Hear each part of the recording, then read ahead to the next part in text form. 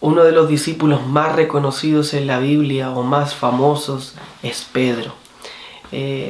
Es con sus relatos, con sus palabras, con momentos en los cuales la Biblia nos relata, en donde muchos de nosotros nos hemos sentido identificados por su forma de ser, por su ímpetu, por su forma de reaccionar, por sus palabras, por la forma en que se comunicaba, por algunas de sus acciones incluso. Han sido muchos los relatos en los cuales muchos de nosotros nos hemos sentido de alguna u otra manera identificados. Y hay una ocasión en especial en donde quiero llevarte en esta tarde a poder reflexionar, que es lo que nos dice el libro de Mateo en el capítulo 14. Desde el verso 22 en adelante, la Biblia nos muestra un relato de cuando Jesús anda sobre el mar. Sus discípulos estaban en la embarcación. Allí en esa embarcación también estaba Pedro. El verso 24 nos dice: la barca estaba en medio del mar, azotada por las olas porque el viento era contrario. Estaban todos los discípulos en esta embarcación y en medio de la mar comenzaron a sentir las fuertes olas, comenzaron a sentir el fuerte viento porque era contrario.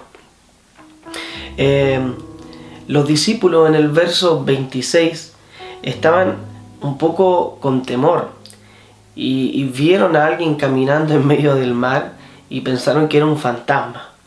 Y entonces ahí la Biblia nos dice en el verso 26 que ellos comenzaron a dar voces de miedo. Yo me los imagino un poco como gritando de qué está pasando o sin saber quién era la persona, y pensaron que era un fantasma. Pero en el verso 27 el Señor, para calmar estas voces de miedo que veían los discípulos, les dice esta expresión: tened ánimo, yo soy, no temáis. Con esas simples palabras pero poderosas se calmó, ¿cierto?, la incertidumbre o el miedo que ellos sentían.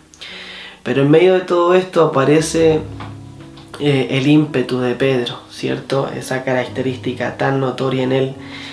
Y él allí toma un rol bien protagónico y le dice: Señor, si eres tú, manda que yo vaya sobre las aguas hacia ti, para ir a ti. El Señor le invita, le dice: ven, Pedro.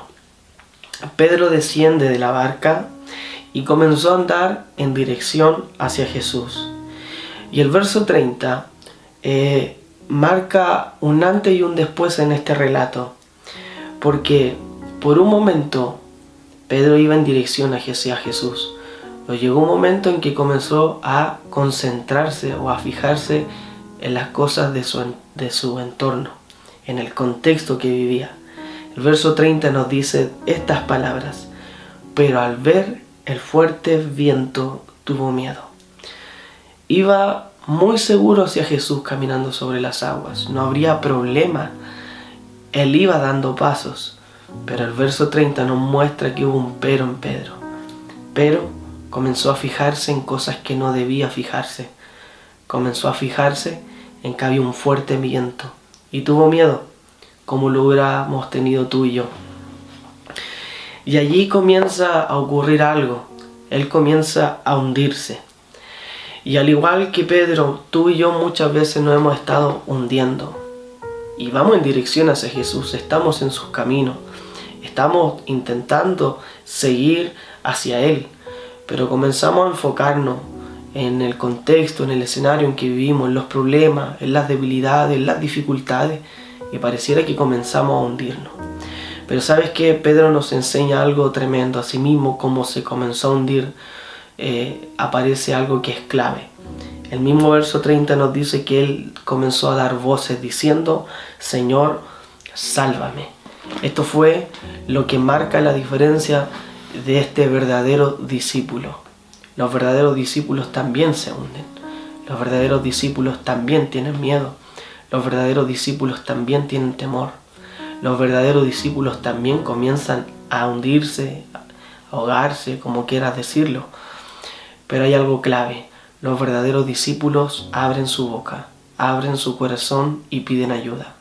Porque en el momento que te estás hundiendo es clave que pidas ayuda.